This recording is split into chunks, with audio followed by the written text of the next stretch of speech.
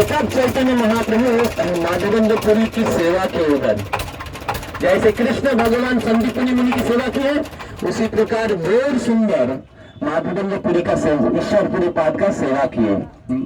और सेवा करने के बाद उनको प्रश्न जिज्ञासा किए कि मेरा क्या कर्तव्य है, हाँ? मैं कैसे क्या कौन से वेद का अध्ययन करूं? तब ईश्वरपुरी ने कहा, मूर्ख हो तुम्हें, तुम्हार नहीं वेदांत अधिकार, कृष्ण मंत्र जपो गया यही मंत्र सार। हाँ? तो तब ईश्वरपुरी ने कहा कि कलयुग में लोग को वेद पढ़ने की अधिकार है? नहीं है, क्योंकि वेद पढ़ेंगे तो वेदांत तो सब बात निकल जाएगा, तो वेद पढ़ने की अधिकार नहीं है। तो वेद की सार क्या है? कृष्ण मंत्र जपो गया यही मंत्र सार।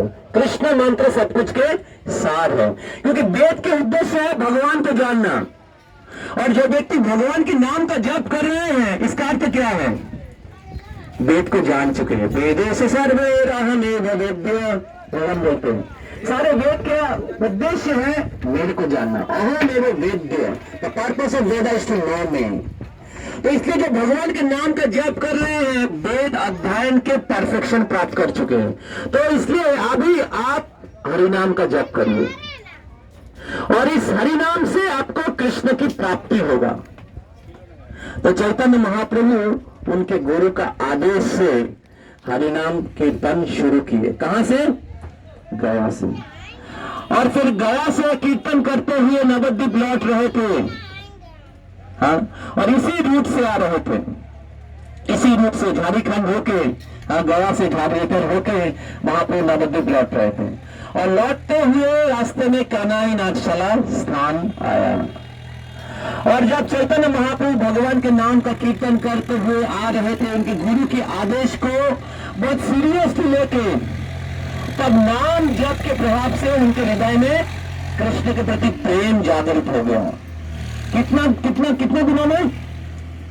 जितना समय लगा था गया से कनाई नाथशाला, कन्हैया स्थान आने में, गंगा के तट से, बहुत कम समय में।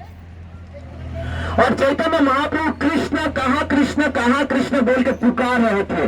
हे कृष्ण, हे माधवा, हे केशवा, हे गोविंद, कृष्ण कृष्ण कृष्ण कृष्ण कृष्ण कृष्ण कृष्ण, हे कृष्ण केशव कृष्ण केशव कृष्ण केशव रक्ष माम, राम राघव राम राघव राम राघव पाहि माम। इस प्रकार चैतन्य महाप्रभु कीर्तन करते हुए, हाँ, बहुत भाव विभोर हो गए, एकदम इंटेंस हो गए। कृष्ण के नाम बहुत तीव्रता से, बहुत व्याकुलता से, आतुरता से जप कर रहे थे, कीर्तन कर रहे थे कि भगवान को प्राप्त करने के लिए। तब क्या हुआ सुनना चाहेंगे? तो बहुत सुंदर तरीके से वर्णन किया गया। मैं 2 मिनट में समाप्त करूंगा। चैतन्य चैतन्य में हम लोग डिटेल्स उधर जाके पढ़ेंगे। तब कृष्ण स्वयं प्रकट हो गए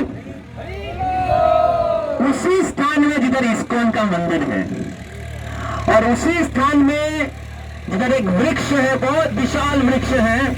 मैं 2005 में आया था, उस समय वो वृक्ष था, और उसके नीचे थोड़ा एक मंदिर, टूटा हुआ मंदिर था। अभी आपको शायद नहीं मिलेगा, हो तो 20 साल हो गया है, तो उसको थोड़ा सा रेनोवेट किया है।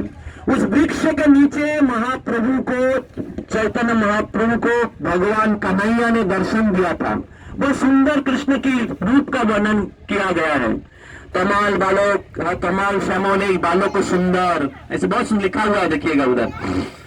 तो महाप्रभु को दर्शन देके महाप्रभु को आलिंगन किए, महाप्रभु कृष्ण को आलिंगन किए कृष्ण प्रेम में। और महाप्रभु कृष्ण विरह में रोते हुए मूर्छा गए। मूर्छा गए समझते ना? अचेतन होके गिर गए। और जब अचेतन होके गिर गए तो कृष्ण अदृश्य हो गए। तो कुछ समय के बाद महाप्रभु बाह्य ज्ञान में आए, और जब बाह्य ज्ञान में आए तो कृष्ण को तो प्राप्त कर गए। ये भक्त का रोल प्ले कर रहे हैं महाप्रभु, स्वयं कृष्ण है। और कृष्ण को कैसे प्राप्त करना चाहिए, किस प्रकार हरिनाम से कृष्ण प्राप्ति हो सकता है, वो दिखा रहे स्वयं आचरण, अपनी आचरी धर्म जीवन सिखा है। और जब उन्होंने देखा बाह्य ज्ञान आने के बाद कि कृष्ण नहीं है, तो रोने लगे, कृष्ण कहाँ है, कृष्ण कहाँ है, कहाँ कृष्ण, कहाँ कृष्ण, हाँ कहाँ जाए कहाँ पाए मुरली बदन, तो कहाँ जाऊं मैं, कहाँ पाए मुरली बदन, कृष्ण को कहाँ मिलेगा मेरे को, ऐसे बोलते हुए कृष्ण को ढूंढने लगे। ये जो गोस्वामी गांधी ऐसे ही चैतन्य महाप्रभु के फुटस्टेप से वो लोग कृष्ण को बोल के रोते थे। अगर आप कृष्ण को प्राप्त करने के लिए नहीं रोएंगे तो इस भौतिक जगत में दूसरे चीजों के लिए रोना पड़ेगा। कृष्ण के लिए रोएंगे तो कुछ वैल्यू है इसमें। मेरे को एक भक्त ने बहुत बिना दोष से बहुत गाली दिया था, तो ऐसा सिचुएशन था कि लगभग रोना आ जाएगा। तो मैं तब सोचा कि इसके लिए मैं क्यों रोऊंगा, मैं इसको आया हूं कृष्ण के लिए रोने के लिए। हाँ? तो मेरा कोई प्रॉब्लम नहीं है अगर कोई डांट दिया, हाँ? तो मैं इसलिए क्यों रोऊंगा, इतने तुच्छ चीज है। हाँ? रोना चाहिए तो कृष्ण के लिए, तो क्योंकि रोने का कुछ एक, हाँ, रोते हैं तो बहुत सबसे सीरियस चीज के लिए रोना चाहिए, है कि नहीं। तो महाप्रभु कृष्ण के लिए रो रहे थे। तो हमें भी कृष्ण को अगर प्राप्त करना है तो हमें जप के समय प्रभुपाद जी कहते हैं बच्चे जैसे माता पिता के लिए रोते हैं, वो should chant like a child cry for his mother. जब हम लोग रोते हैं तो माँ राधा रानी हरे आ जाती है, और जब वो आती है तो हमें कृष्ण के पास लेके जाती है। हरे कृष्ण, यही हरे कृष्ण महामंत्र का मीनिंग है, हरे कृष्ण। तो हमें बच्चे के जैसे रोना चाहिए जप करने के समय, ऐसे आर्टिफिशियल नहीं, हरे कृष्ण प्रभु जी हो गया सोना बना। We should chant with our heart, हृदय से हमें भगवान के नाम का उच्चारण करना चाहिए। और इस प्रकार महाप्रभु जब रोते हुए कीर्तन करते हुए कृष्ण को ढूंढते हुए नवद्वीप आए। तो पहले निमाई पंडित थे और अभी चैतन्य महाप्रभु, अभी भक्त बन के आ गए गया से। और इस प्रकार महाप्रभु नवद्वीप आके उन्होंने ये संकीर्तन का शुरुआत किया। पहले व्याकरण सिखाते थे, लेकिन जब कान्हाई नाथशाला में उनको कृष्ण का दर्शन हुआ, कृष्ण प्राप्त हुए और कृष्ण विरह में रोने लगे, तो तब महाप्रभु आके ये इसी स्थान पे मायापुर में उन्होंने हरिनाम संकीर्तन, महाप्रभु का संकीर्तन जो है प्रेम संकीर्तन है।